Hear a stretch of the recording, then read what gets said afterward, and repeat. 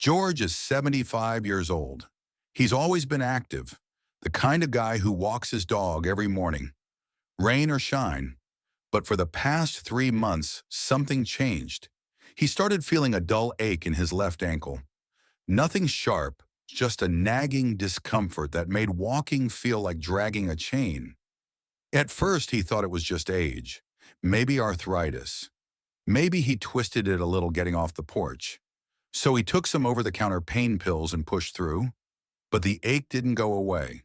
Then one night around 3 a.m., George was jolted out of sleep by a deep, throbbing pain in his ankle. It felt like the joint was on fire, swollen, red, hot to the touch. He couldn't even bear the weight of a bedsheet resting on it. His wife rushed him to urgent care the next morning. Blood work, x-rays, the usual drill. But here's the twist. His uric acid levels weren't even that high.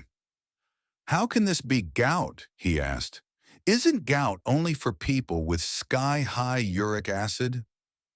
That's when his doctor explained. Gout isn't always obvious, especially in older adults. In fact, during a gout attack, uric acid in the blood can temporarily drop. The crystals are already in the joint, doing their damage.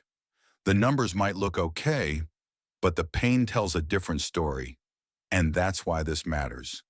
Because like George, millions of older Americans are quietly developing uric acid buildup without even knowing it, until one night the pain shows up, sharp, relentless, and confusing. So today we're digging deeper. What's really going on inside your body when uric acid levels climb? Why does it hit harder as we age? And most importantly, what can you do now to avoid ending up in George's shoes? Stick around. The answers may surprise you. Uric acid sounds like just another number on your lab report, but it plays a bigger role than you might think. It's a natural waste product. Your body creates it when breaking down substances called purines. Now, purines are important. They're part of your DNA and help power your cells. Your body makes some on its own, and you also get purines from the foods you eat, especially red meats, certain seafood, alcohol, and sugary drinks. Normally, your kidneys do a fine job filtering out excess uric acid. It exits your body through urine and stool. But as we get older, that system doesn't always run as smoothly. Why? Because kidney function gradually declines with age, even in healthy adults. Think about it. By the time you're in your 60s or 70s, your kidneys may be filtering 20 to 30% less efficiently than they did in your younger years. So instead of flushing uric acid out, your body starts to hold on to it. Little by little, the level in your blood creeps up. This condition is called hyperuricemia. Too much uric acid in the bloodstream. You may not feel anything at first, but under the surface, tiny crystals can begin forming. They're sharp, they're microscopic, and they love to settle in places like your joints or kidneys. What makes it worse is that older adults often take medications, like diuretics or blood pressure pills, that can further reduce the kidney's ability to eliminate uric acid. Add in years of dietary habits, dehydration, or even mild kidney damage, and suddenly your uric acid levels are out of balance. Now here's the danger. Many people don't know it's happening. You can have high uric acid for years, decades even, without any major warning signs. Then one day a sudden flare-up hits. Or worse, your doctor finds kidney damage or early signs of heart trouble. And it all traces back to something that seems so small, an invisible buildup. So instead of waiting for the pain to come knocking, wouldn't it make more sense to stay ahead of it? When uric acid builds up in the bloodstream, the real trouble begins. Quietly at first. You might not notice any symptoms. You might feel perfectly fine. But inside your body, those excess uric acid molecules are starting to form crystals. Tiny, sharp, needle-like structures that are anything but harmless. They don't float around aimlessly. These crystals like to settle, And the joints are one of their favorite places to land, especially the cooler areas of the body, like your toes, ankles, knees, and fingers. That's where the first signs of gout often strike. Picture this. You're sleeping peacefully, and suddenly a stabbing pain shoots through your big toe. It's red, swollen, hot to the touch. The sheet feels like sandpaper. That's a classic gout flare. And it happens when uric acid crystals pierce the joint lining, triggering your immune system to react. White blood cells rush in to attack, but instead of solving the problem, they collide with those crystals, causing inflammation, pain, and swelling. It's like a battlefield inside your body, but the damage doesn't stop there. Over time, repeated flare-ups can lead to chronic gout. Joints become stiff, mobility declines, and if the uric acid levels remain high, those crystals can start to form lumps called tophi. These tophi can grow under the skin around your fingers, elbows, heels, even your ears. They're not just unsightly, they're painful. And in some cases, they can burst, leaking a chalky white substance. In advanced cases, joints can be permanently deformed. And then there's your kidneys. Uric acid doesn't just affect your joints, it can also accumulate in the kidneys, forming stones. These aren't your average kidney stones. Uric acid stones are particularly painful, and they can block the flow of urine, cause infections, or lead to long-term kidney damage. In fact, high uric acid is strongly linked with chronic kidney disease, especially in older adults. But it doesn't end there. Emerging research shows that chronic hyperuricemia is tied to more than just gout or kidney trouble. It's been linked to high blood pressure, metabolic syndrome, fatty liver disease, and even increased risk of heart disease. It acts like a slow-burning fire, fueling low-grade inflammation that wears your body down over time. That's why knowing your uric acid levels and keeping them in check isn't just about avoiding pain. It's about protecting your long-term health. It's about keeping your kidneys strong, your heart safe, and your joints working well into your golden years. So ask yourself, would you rather wait for the fire to spread or put it out while it's still a spark? Number 10, red meat, like beef, lamb, and pork, is high in purines, especially lamb. When your body digests these meats, it produces more uric acid. For someone already struggling to eliminate uric acid, this is like throwing gasoline on a fire. If you're going to eat red meat, stick to small portions and limit it to no more than 3 times a week. Lamb chops are a better option than leg meat. And remember, white meats like chicken are generally safer in moderation.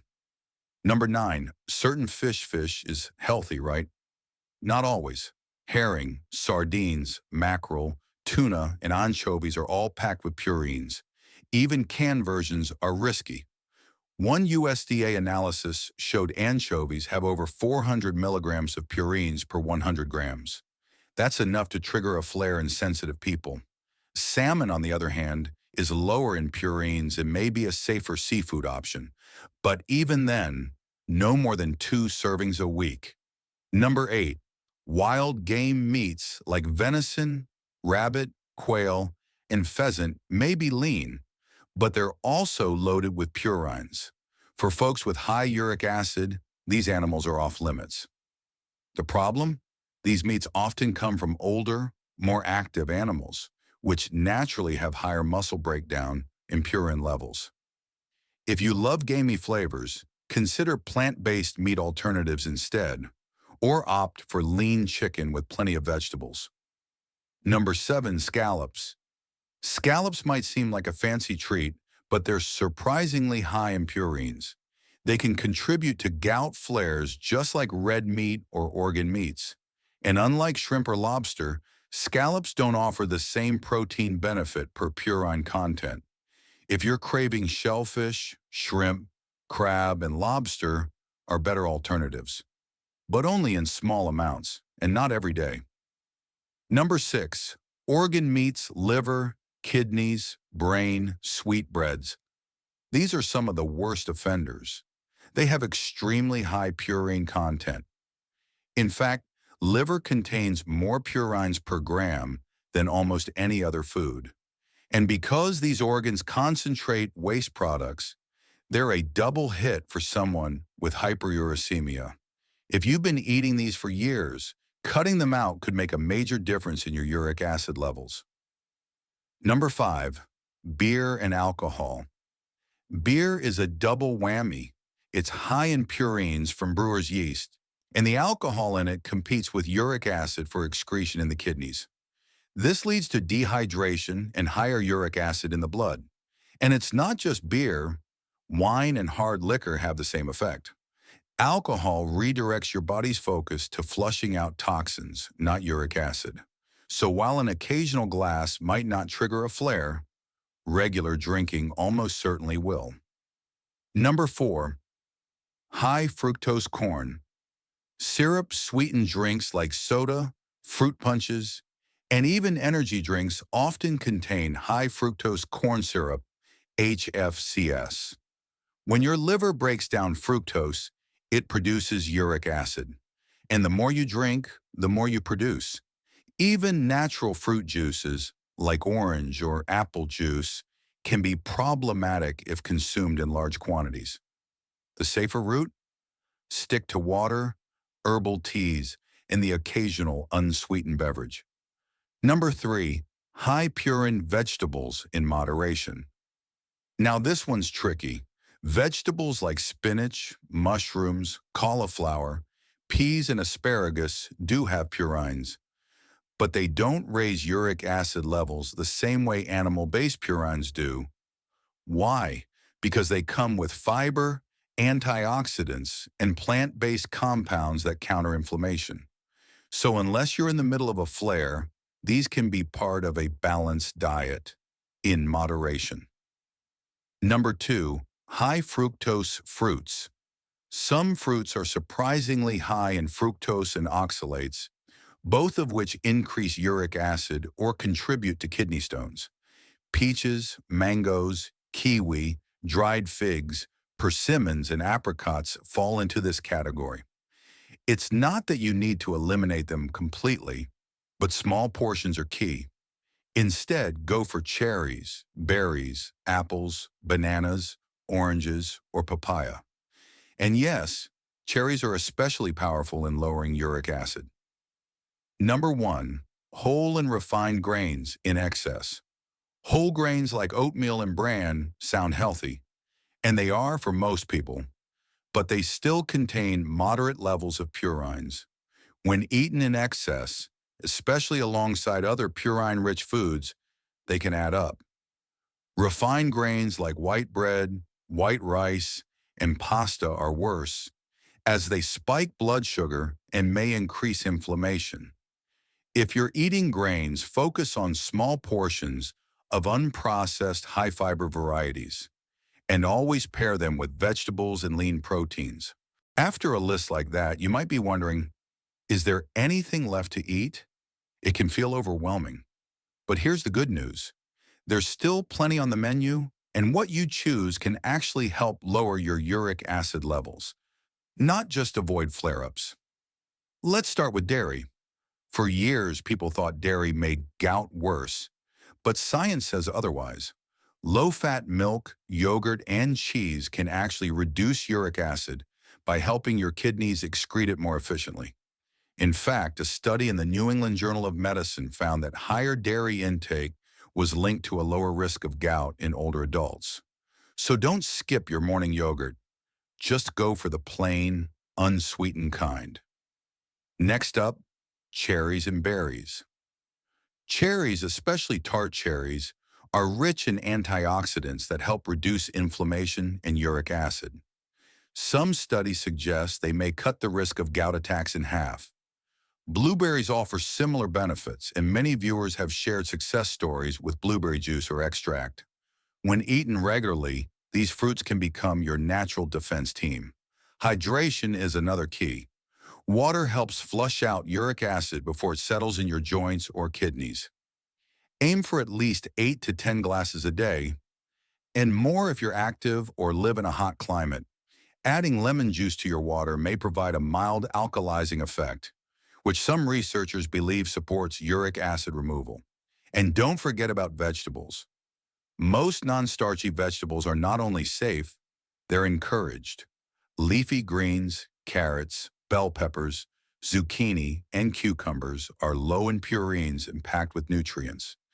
Pair them with lean proteins like skinless chicken or plant-based options like tofu and lentils in moderation. Finally, whole foods are your friend. One ingredient foods like brown rice, quinoa, olive oil, nuts, seeds, beans keep your blood sugar steady and reduce inflammation. The Mediterranean-style diet, rich in plants, healthy fats, and lean proteins, is a great long-term choice for managing uric acid. So rather than focusing on what to cut out, shift your mindset to what you can enjoy. Foods that nourish you and help your body heal. Because eating well isn't about punishment. It's about protection. So, where does this all leave you?